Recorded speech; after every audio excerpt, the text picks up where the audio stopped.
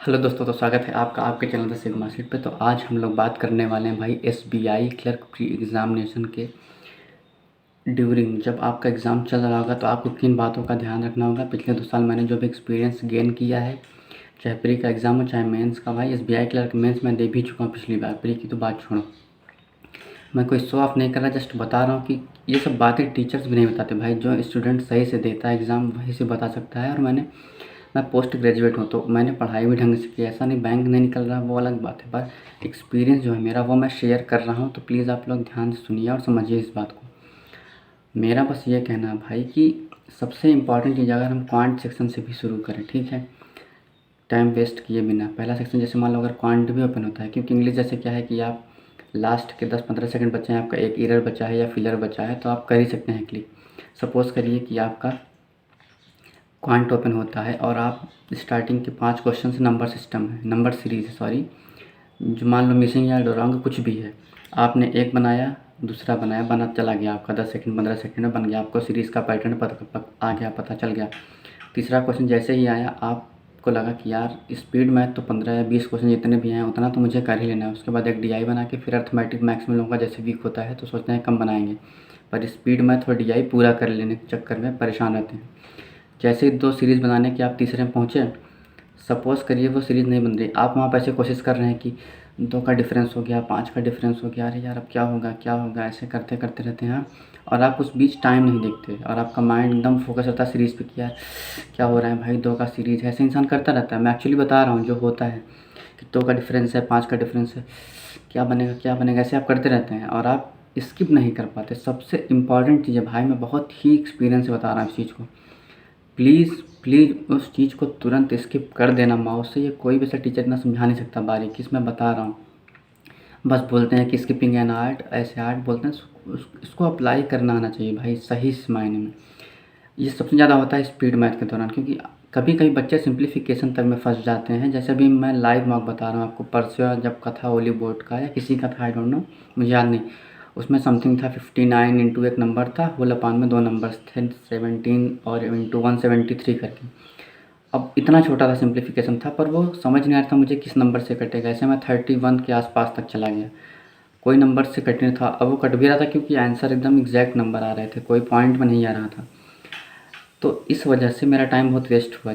मैं मार्क में बता रहा हूँ, आई नो आप लोग भी बहुत एक्सपीरियंस किए होंगे उस चीज़ को मार्क में, पर जो लोग बिगनर हैं वो ज़्यादा ध्यान दे सकते हैं इस चीज़ को भाई। रिपीटर जो है उन्हें समझ है स्किप करना, पर जो बिगनर बच्चे हैं वो प्लीज़ इस बात को ध्यान दें कि स्पीड सॉरी, तो जितनी ही ज़रूरत पड़े भाई बस उतना ही टाइम वेस्ट करिए। 30 सेकंड मैक्स रखिए। अगर सीरीज़ पैटर्न पता चल रहा है, डबल डिफरेंस निकाल लीजिए, मल्टीप्लाई जो भी हो देख लीजिए। अगर नहीं पता चल रहा तो तुरंत आप नेक्स्ट स्टेप पर चले जाइए। प्लीज़ प्लीज़ डीआई में भी ऐसे एक क्वेश्चन ज़रूर लेंदी डाल देते हैं, या कन्फ्यूजिंग कि मेल का फीमेल में निकालो, उसमें सब्ट्रैक्ट करो, तो वहाँ से निकाल के मल्टीप्लाई करके रेशियो कंपेयर करो।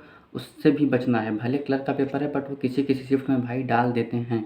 मैं भी ध्यान दूंगा पेपर दिस टाइम। मैं बता रहा हूँ अपने एक्सपीरियंस से कि आप लोग भी प्लीज़ प्लीज़ ध्यान दीजिएगा इस चीज़ को। बहुत ही बारीक चीज़ें हैं पर आपका पूरा पेपर स्पॉइल कर देंगी भाई। मैं लिटरली बता रहा हूँ, बाहर निकल के रोना आता है जब ऐसे कंडीशंस आती हैं। तो आप समझिए ना, आप सपोज़ करिए कि आप 2 सीरीज़ बना लिए, टाइमर चल रहा है क्वांट का, 2 सीरीज़ बन गई, 1 मिनट में आपको लगा यार 19 मिनट्स अभी दिख रहे हैं, ठीक है अच्छा चल रहा है 2 क्वेश्चन।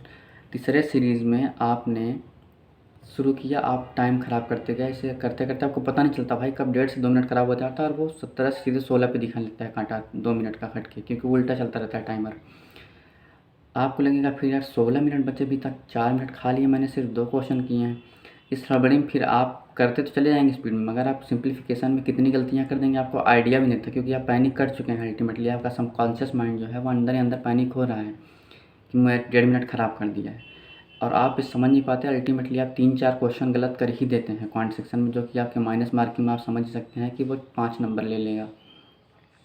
सेम इसी तरह क्या कहते हैं रीजनिंग में हालत है। रीजनिंग में भाई पज़ल बन रही है, पूरा कंडीशंस लिख लिए जैसे भी आप सॉल्व करते हो। कंडीशंस अगर लिख के सॉल्व करते हैं जैसे मैं करता हूँ, तो अगर कंडीशन लिख के 1-2 बार ट्राई कर लो, बन रही तो ठीक, नहीं बन रही तुरंत तो भाई कर दो। बाद में पज़ल बन जाती है लास्ट टाइम में आप वापस आओगे अगर टाइम बचा रहता है तो, क्योंकि मिसलेनियस 15 क्वेश्चन तो आएंगे ही, कितना भी टफ पेपर हो। 20 मान लो दे देंगे आपका पज़ल और सिटिंग अरेंजमेंट, पर 15 मिसलेनियस तो 15 मिसलेनियस तो अच्छे से कर लोगे ना उस टाइम पहले। पर पज़ल में एक बार देना, इवन मिसलेनियस में भी कुछ क्वेश्चन ऐसे होते हैं, मान लो सिलॉक्स में का ही है या कोई तुम्हारा अल्फ़ा न्यूमेरिक सीरीज़ का है, वो कभी कभी डाउट डाल देता है कि क्या कह रहा है 17 टू लेफ्ट, स्किप कर दो भाई, स्किप कर दो, बहुत ही ज़रूरी है क्योंकि 35 क्वेश्चन तक आपको जाना है। मैं सबसे ज़रूरी बात बता रहा हूँ कि स्किप कर देना प्लीज़ भाई। आप बहुत थैंक यू बोलोगे मुझे आकर कि मैं 35 क्वेश्चन तक पहुँच पाया। अभी अपने मॉक दे रहे होंगे अगर लाइव, आपको पता होगा, जैसे देखो क्वांट में मैं बता रहा हूँ स्पेशली कि कभी कभी 12 क्वेश्चन सिंप्लीफिकेशन के रहते हैं और 1-2 सीरीज़ डाल देते हैं, 3 सीरीज़ 15, और आपको लगता है कि शायद अब इतने ही होंगी, आगे मान लो केसलेट होगा या अर्थमेटिक होगा, आप आगे बढ़ते नहीं और डी में फंसे रहते हैं अर्थमेटिक में, और लास्ट है कभी 32, 33, 34 ऐसे करके 3-4 क्वेश्चन लास्ट में सिंप्लीफिकेशन वो फिर भर देते हैं, क्योंकि उनको अल्टीमेटली कभी कभी 20 क्वेश्चन स्पीड में देते हैं वो। तो इस चक्कर में आपका 4 नंबर का लॉस जाता है, आप क्योंकि 35 तक पहुँच ही नहीं पाते भाई, आप फंसे ही रहते हैं। इसलिए कह रहे हैं स्किप कर कर के भाई सॉल्व करना और अच्छे से पेपर देना।